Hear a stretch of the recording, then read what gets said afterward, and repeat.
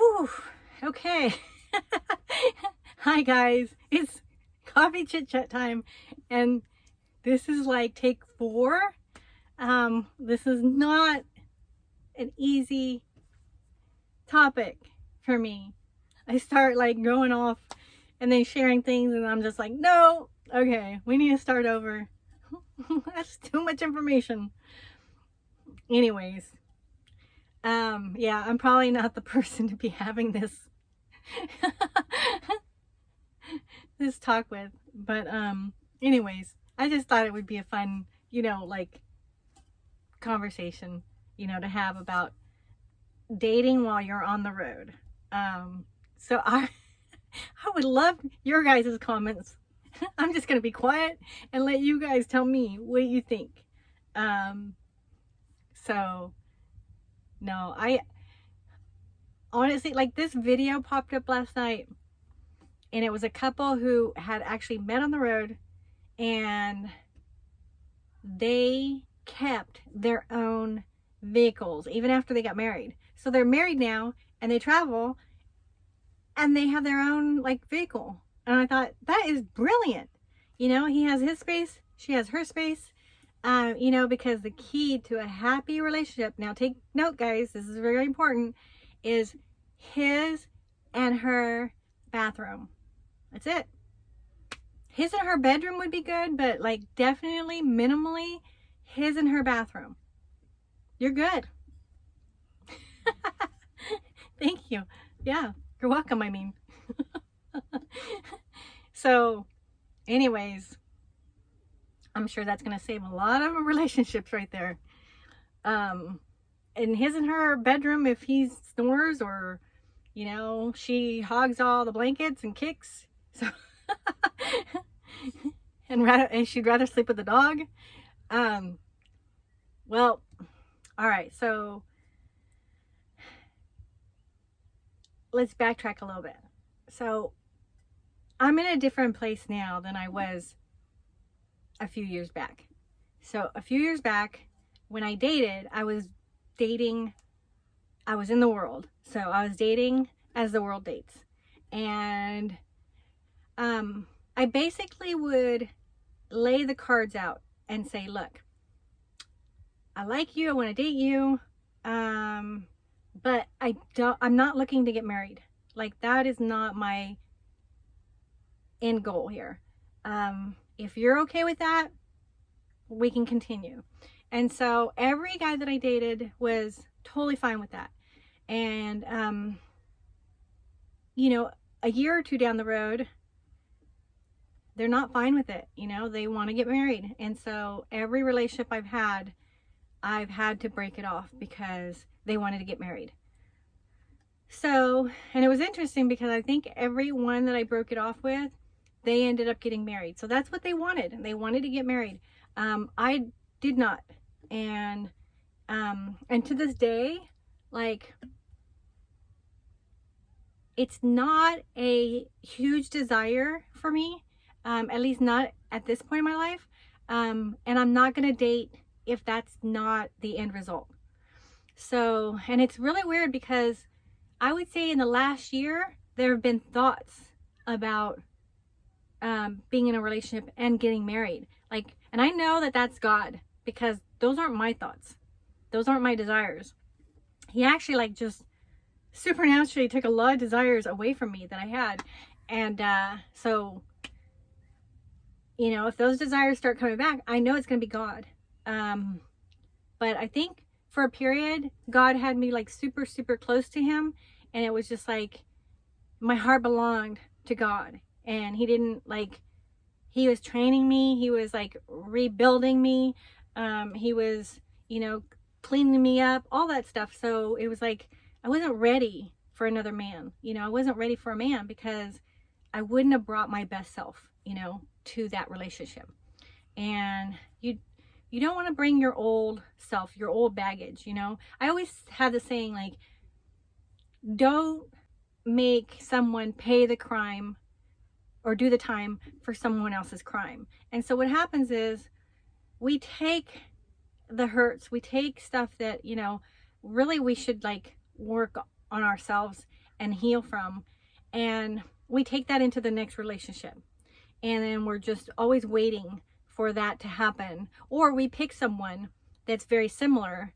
You don't see it at the beginning, but it's there. You like, there's a invisible energy where two people attract each other, and it could be, you know, like their worst selves. You ever notice you'll be in a room and it could be, you know, a ton of people, and the same two types of people will just make a beeline to one another. And it's like that unhealthy spirit knows that other spirit, and it's like they just gravitate towards each other.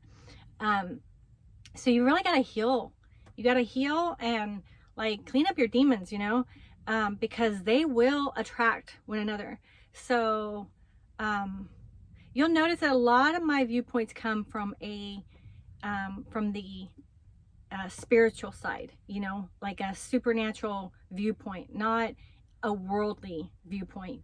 Because if you're just looking through eyes of the world, you're not going to be able to make sense of certain things. You're not going to understand, like, why does that person, what does that person see in that person? You know, it's an energy thing, you know? And so, you know, I wanted to make sure that if I ever got in a relationship, that I wasn't going to repeat the same things, you know? Because, you know, we bring ourselves, we're the common denominator in that, you know, that we bring ourselves. And then we're bringing the experiences from the past relationships. And so you just want to make sure you're the healthiest, you know, you're the best version of yourself that you're giving that person. And I knew for a while, like I wasn't. And so I wasn't going to do that to someone. I got to the point where it was like, okay, I don't want to break anybody else's heart. You know, you get tired of doing that. You get, like, it doesn't feel good, you know, to hurt somebody. And so I just wanted to see, you know, what part am I playing in this? And I finally got to the point where it's like, okay, you know what? I think I'm good. I think I could bring a healthy side of me.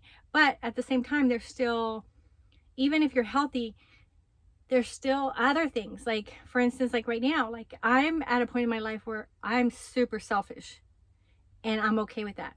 Like, my phone cut me off again. So I took the dogs for a walk, and now I'm back. And I think the last thing I talked about was being selfish, and I want to just kind of elaborate on that. And basically what I mean about that is, like, I don't have to answer to anyone. My time is my time. So the only thing I'm responsible for is the dogs, really. So I'm allowed to be selfish. I've raised my sons. I've had a household that was, you know, I maintained. I got cut off again. So obviously I'm supposed to end this and maybe make another video about how to actually date while you're on the road. Is it possible? I want to hear your guys' thoughts. You know, like, if you're single, how would you go about dating while on the road? Would you travel in different vehicles? Would you travel together? If you're, you know, both single, would you go to every destination together? If you are a nomad and you live in your rig, would you date somebody that lives in a sticks and bricks? And if you live in a sticks and bricks, would you date a nomad, knowing that, you know, they're always traveling, they're always going to be gone? So just, you know, things to think about. You know, I know it's not that easy because the heart wants what the heart wants. So if you meet somebody and there's that, you know, amazing chemistry, and, you know, you're compatible in every area, like, I think, for me, I think those things are like secondary. But at the same time, I don't know. Like, I won't know until I get there, you know? Like, I don't plan to do this forever. So I think about, like, would I date a nomad if I'm in a sticks and bricks? And could I date somebody that doesn't like to travel. And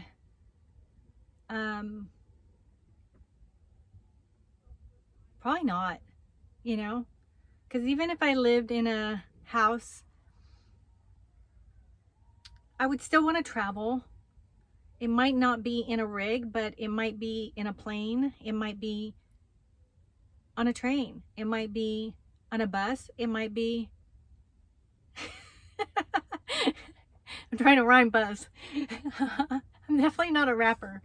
No, but anyways, yeah. So just stuff to think about, you know. All right. We will continue this topic another day when I have more storage, when I can figure out like how